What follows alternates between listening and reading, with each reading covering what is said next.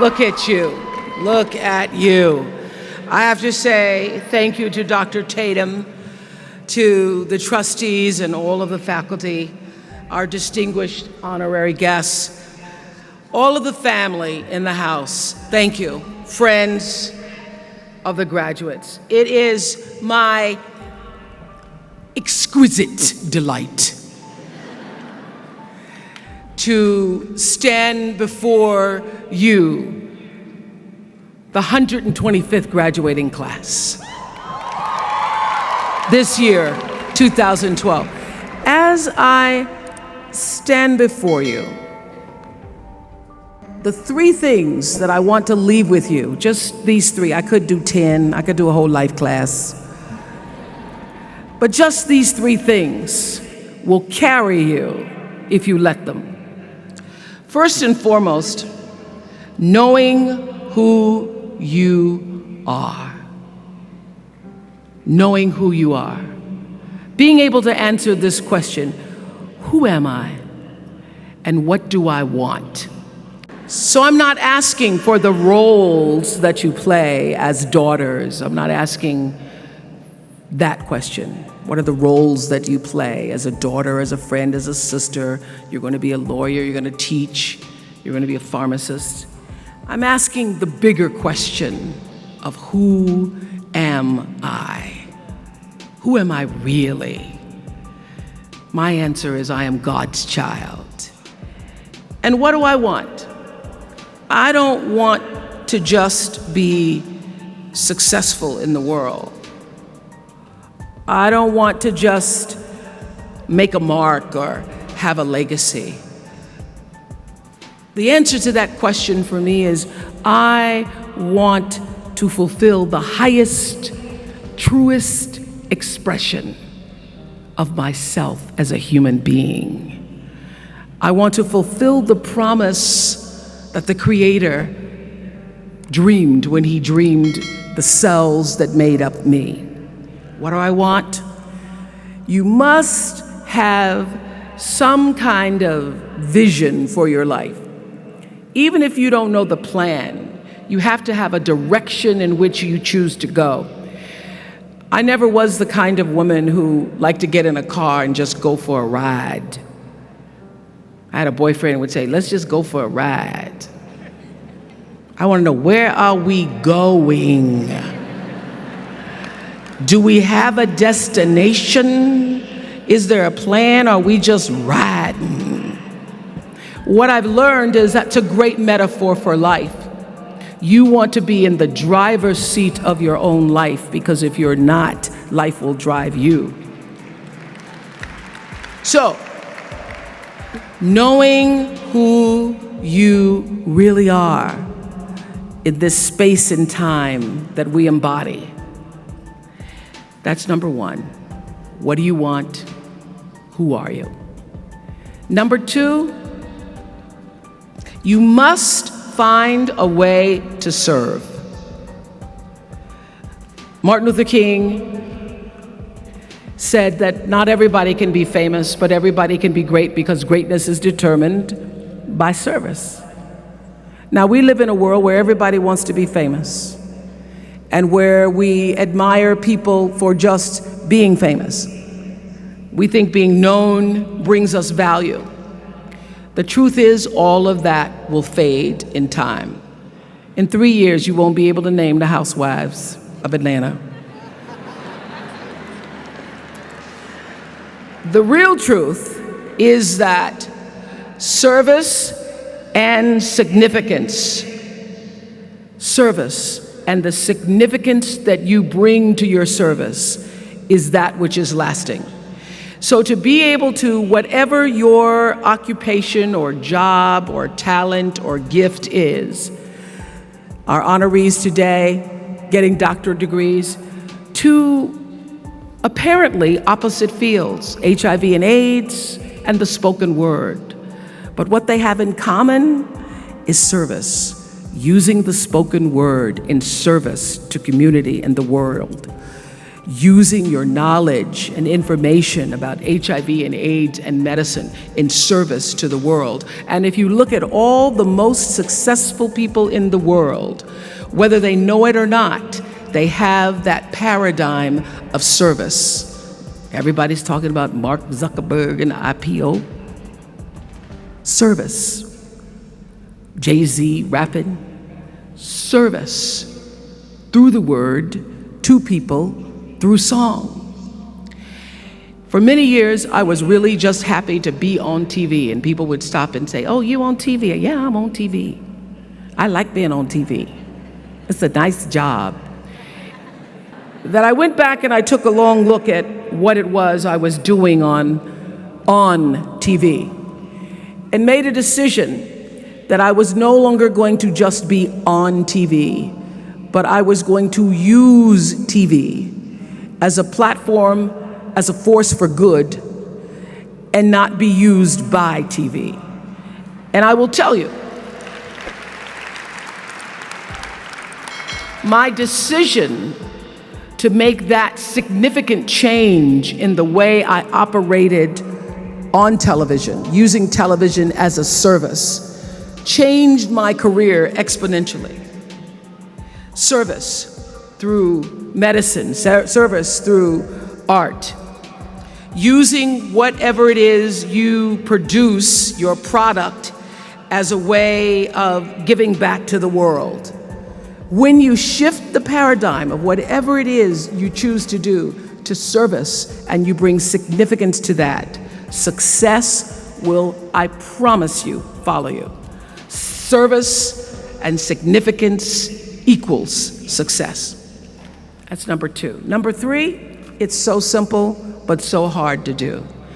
Always do the right thing. Always.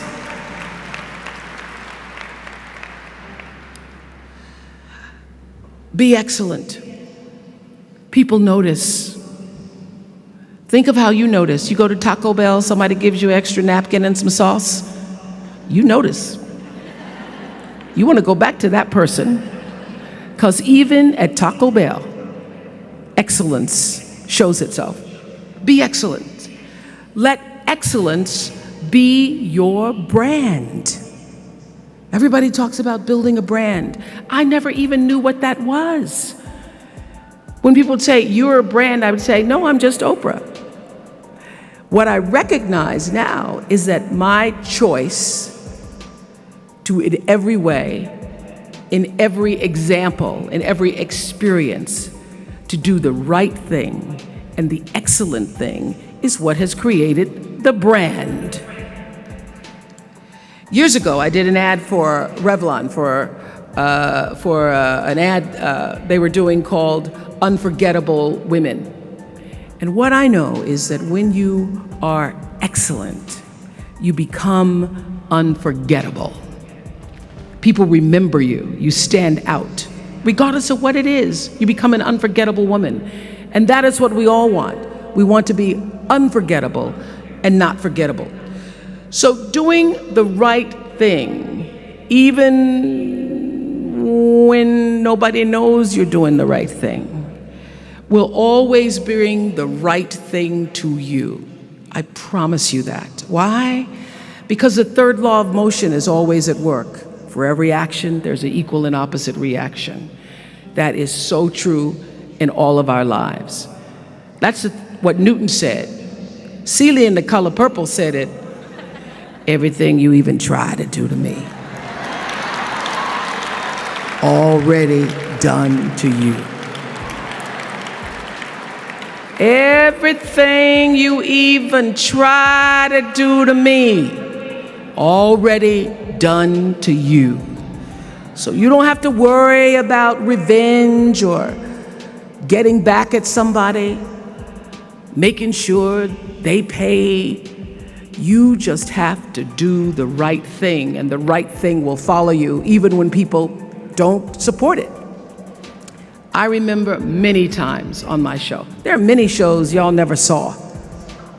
And the reason you didn't see them is because I got the last vote. And I remember 2010, my team, hardest working team in television, had done this interview with a woman who turns out she was a Sunday school teacher by day and a sex addict at night. And they were like, you won't believe it. We got her going out, and we got her with the men, and we get to show her, and she was willing to show us everything. I sat down with a woman for an interview that was taped. And during the process of the interview, I said, why are you doing this? And she said, oh, I want to help people. I want to tell my story and I want to help people. I said, do you have children? She says, yes, I have a 10-year-old son. I knew right then, this is never going to see the light of day. So we got off the air and I said to the lady, we are not going to air that show. And she said, why? My producer said, why? She knew she was being filmed. She knew what she was saying. She knows what you... I said, because her son will never get over it. Her son will never get over it. And it's not worth a rating point to me. Not worth a rating point to me to know that there's a 10-year-old boy who's destroyed because his mother went on the Oprah Winfrey show and told all her business. You do the right thing, even when other people think it may not be. And oftentimes, when you make a decision to do the right thing, immediately you're faced with doubt. Was that the right thing? Was that the right decision? I don't know, was that the right thing? You always know it's the right thing, when in the end, there is peace. You are rewarded by peace in knowing that you did the right thing. The most important thing I have come to know in doing the right thing and making the right choices is understanding what we talked about yesterday. All of you leaving here have the potential for enormous success. There's a price that comes with that. People don't always like you, and they're not always happy for you. And if you surround yourself with people who are not accustomed to your success, they become fearful, they become scared, because you are reflecting back something to them that they don't recognize. Now, they're not going to say, you know, I'm very fearful,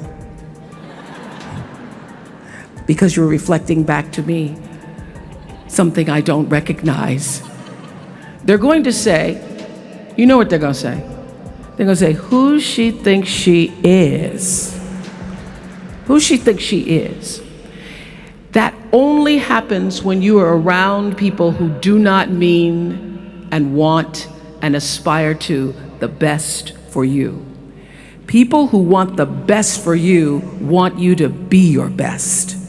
So my greatest advice to you is to surround yourself with people who are going to fill your cup until your cup runneth over. So when people say you're so full of yourself, you can say, yeah. Yes, I'm full.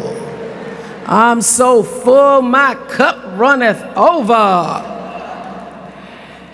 And to know that once your cup runneth over, you cannot spend your life with your gallon-size offerings, offering them to pint-sized people.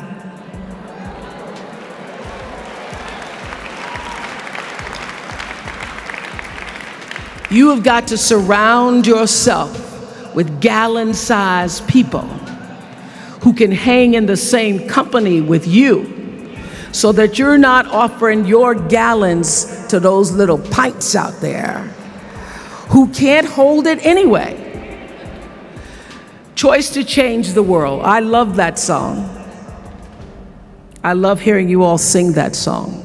And what I know for sure is that the biggest choices begin and end with you, your internal big questions. Who do I want to be in the world? My relationship to source energy to all that is God. I'm not talking about what you believe in God. I'm talking about your experience of that which is all life, which is divine and universal. I'm talking about the big deal, being connected and aligned with that. When you are tuned in and charged into that, whenever you feel empty, you go inside yourself and you connect to the source, and you know that all things are possible. To know that, and to choose to do the right thing in service and significance, I promise you, you will create a vessel of service for yourself first, because you have to honor yourself first. You have to give to yourself first, otherwise you have nothing to give away. You will create a vessel for yourself, for your family, your community, and the world. And those three things will not only lead you to a blessed life. I stand as a witness. My life is so blessed, I can't even take it in sometimes. It will lead you not just to a gifted life and a rewarding life that fills you up, but a sweet life. That's what you want. You want the sweetness. You want it to be so sweet, so that even when the storms come, and they will, you'll know, this too shall pass.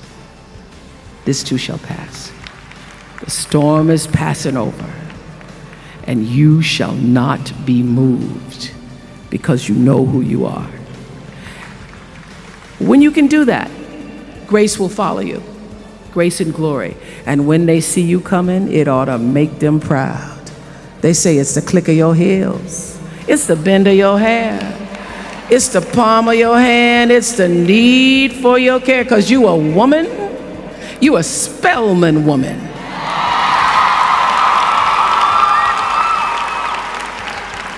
Phenomenal class of 2012. Thank you.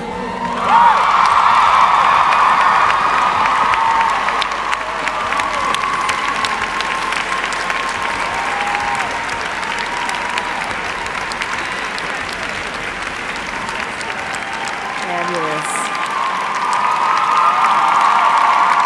Thank you. Thank you, thank you, thank you.